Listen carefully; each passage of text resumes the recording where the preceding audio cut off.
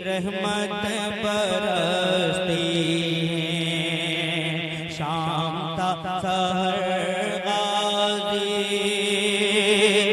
دوسری چیز، یہ معافی مانگنے کا کیا طریقہ ہے؟ واٹس ایپ بھرا ہوا ہے معافی نامے سے، قطار لگی ہوئی ہے 3 دنوں سے، میرے اگلی پچھلی تمام چیزیں معاف کرو معاف کرو معاف کرو۔ اچھا کام ہے، یعنی معافی طلب کرنے کا یہ طریقہ اختیار کیا گیا، جس کو دیکھو اور بیچارہ لکھتا بھی نہیں، کاپی پیسٹ ادھر سے اٹھائے ادھر کر دے، لکھنے کی بھی کسی کے اندر اتنی ہمت بھی نہیں ہے۔ ذرا آپ اس کے متعلق سوچو، صحیح ہے ہمارے بزرگوں کا یہ طریقہ رہا۔ حدیث پاک ابھی میں نے سنایا، جس کے دل میں کینہ ہو آج اس کی مغفرت نہیں ہوگی۔ کینہ کہتے ہیں مسلمانوں سے قطع تعلق کرنا۔ مسلمانوں میں بہت سارے ایسے ہیں جو اپنے رشتوں کو چھوڑ کر بیٹھے ہوئے ہیں، بھائی بہن سے بات نہیں کر رہا ہے، بہت تو ایسے ہیں ماں بیٹوں میں بات چیت بند ہے۔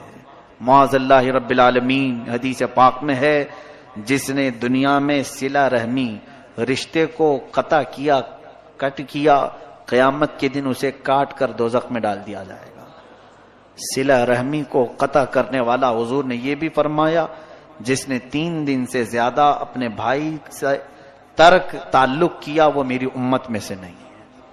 یہ بڑی وعیدیں ہیں، اس لیے بزرگوں نے ایک طریقہ اپنایا تھا، آج کی رات جو کچھ بھی ہوا پچھلا سب بھول جاؤ۔ معافی طلب کرنے کے لیے ہم رب کے حضور آتے ہیں مغفرت کے لیے، لیکن اگر ہمارے پاس 2 چیزیں ہیں، نمبر 1 شرک اگر کیا ہو تو بخشش کی سوال ہی نہیں، دوسری چیز اگر کینہ ہے دل میں دوسرے کے متعلق، اپنے بھائیوں کے متعلق، تو بھی بخشش کی یہاں پر ممانعت کر دی گئی، مغفرت نہیں ہوگی۔ تو بزرگوں نے یہ عادت ڈالی تھی امت مسلمہ کو کہ یہ شب برات آنے سے پہلے پہلے اپنے دل کے کینوں کو صاف کر لو، معافی طلب کر کے صاف ستھرے ہو جاؤ، تاکہ آج بٹنے والی مغفرت تمہیں بھی مل جائے۔ آج رب تبارک و تعالیٰ کے ہاں جب اعلان ہو رہے ہو ناموں کا کہ فلاں جہنم سے آزاد ہے، فلاں آزاد ہے، فلاں آزاد ہے، تو ہو سکتا ہے ہمارا بھی نام اس فہرست میں شامل ہو جائے۔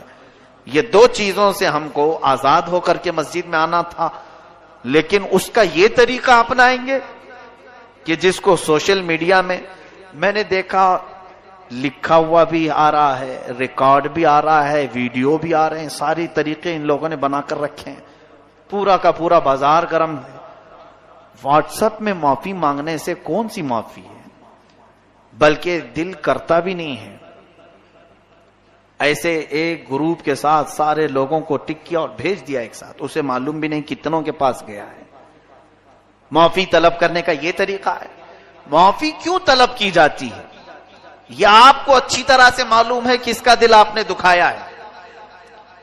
اگر ایسا ہی ہوتا تو بزرگان دین یہ فرماتے کہ جاؤ ایک چٹھی میں لکھ کر کے چوک پر لگا دو کہ جس کو بھی میرے سے تکلیف ہو مجھے معاف کرتا ہوا جائے۔ ایسا بھی تو ہو سکتا تھا، باہر سرکل پہ چوک پہ ایک چٹھی میں لکھ کر کے لگا دیتے، میں نے جس کا بھی دل دکھایا ہو مجھے معاف کر کے چلا جائے۔ یہ معافی طلب کرنے کا طریقہ نہیں ہے۔ بذات خود اس سے معافی طلب کریں جس کے ساتھ آپ کا معاملہ ہوا ہے، اس کے پاس جائیں، یہاں پر نفس جانے نہیں دے گا۔ یہی بات تو ہے۔ میں آپ کو بتاؤں، جتنی جلدی آپ یہ معافی نامہ بھیجیں کسی کو کہ مجھے معاف کر دیں، اسی جگہ پر ایک دوسرا سولوشن میں آپ کو بتاؤں، یہی فون تمہارے ہاتھ میں ہے، واٹس ایپ کے ذریعے سے استعمال کر رہے ہو اور فلاں کو بھیج رہے ہو مجھے معاف کر دینا، وہیں اگر تم اس کے نمبر پر کال کر کے بات کر لیتے اسے کہ آج شب برات آنے والی ہے مجھے تھوڑا معاف کر دو، پچھلے کئی باتیں تمہارے سے سخت ہو گئی، اس کے لیے دل نہیں مانے گا۔ بات چیت کر لیتے، تمہارا دل نہیں مانے گا، چھوڑو بھیج دیتے ہیں، دیکھے تو ٹھیک ہے نہیں تو کوئی بات نہیں۔ یہ جو ہے نفس نے تمہیں اس طرح سے کرنے کی عادت ڈالی۔ نفس امارہ یہ نہیں چاہتا ہے کہ کسی کے سامنے جھک جائیں ہم۔ معافی طلب کرنے میں نفس کی شرمندگی ہے، اور رب تبارک و تعالی یہی چاہتا ہے کہ تم اپنے نفس کو جھکاؤ، اپنے نفس کو جب تک تم نہیں جھکاؤ گے تو معافی کی کوئی امید ہی نہیں. یاد رکھنا قیامت کے دن یہی حقوق العباد تمہیں جہنم میں لے کے چلے جائیں گے. اس کا حق مارا, اس کو ستایا, اس کو پریشان کیا. اگر یہ قیامت کے دن سب کھڑے ہو گئے تو پھر ان سب کو تمہیں نیکیاں بانٹنی پڑیں گی جو جو نیکیاں کیے تھے, اور اگر نیکیاں کچھ ہے نہیں تو ان کے گناہ اٹھا کر تمہارے اوپر ڈالے جائیں گے. یہ حقوق العباد میں یہی ہوگا قیامت کے دن. اس لیے اگر معافی مانگنے کا شوق ہے, بلکہ مانگنا چاہیے بھی, اس طرح سے نہیں, جاؤ ملاقات کرو. اگر ملاقات کرنا پاسبل نہیں, ممکن نہیں, تو فون پہ بات کر سکتے ہیں آپ.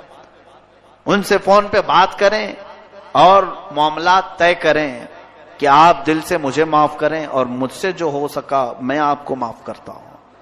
یہ تمام چیزیں اچھی چیزوں میں سے ہیں, آپ اس کی عادت ڈالیں. یہ سب برے رواج ہیں واٹس ایپ میں, ابھی پتہ نہیں کیا کیا گھومے گا, بہت سارے, بلکہ اس زمانے کی سب سے بڑی بلا ہے یہ بلا ہے. گھروں میں ایسی گھسی ہوئی ہے, لوگ دور دور بلاؤں کو دور کرنے کی دعائیں کر رہے ہیں اور سب کے ہاتھ میں بلا ہے. اس کا استعمال بڑے غلط انداز میں, کیونکہ اللہ تعالیٰ قرآن میں فرماتا ہے ان الذین یحبون ان تشیع الفاحشۃ فی الذین آمنوا لہم عذاب علیم فی الدنیا والآخرہ.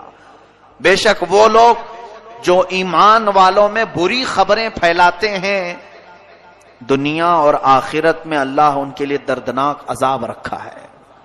تو یہ پھیلانے والا سب سے بڑا کام سوشل میڈیا کر رہا ہے. ٹھیک ہے, اچھی باتیں پھیلائیں, لیکن آتھینٹک ہوں, پروف والی ہوں, پھیلائیں.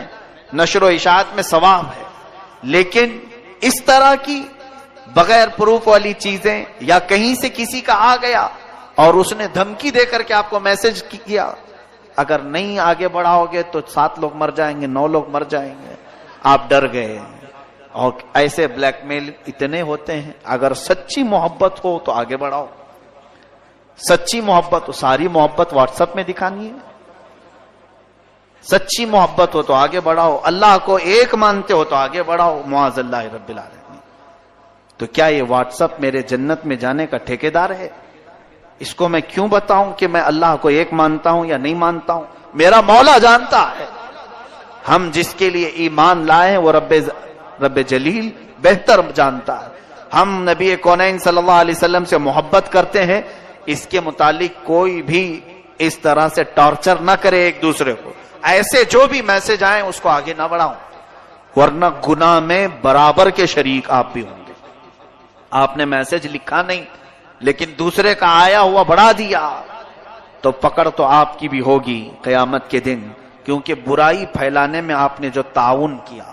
اللہ تعالیٰ ان تمام بری بلاؤں سے ہماری حفاظت فرمائے.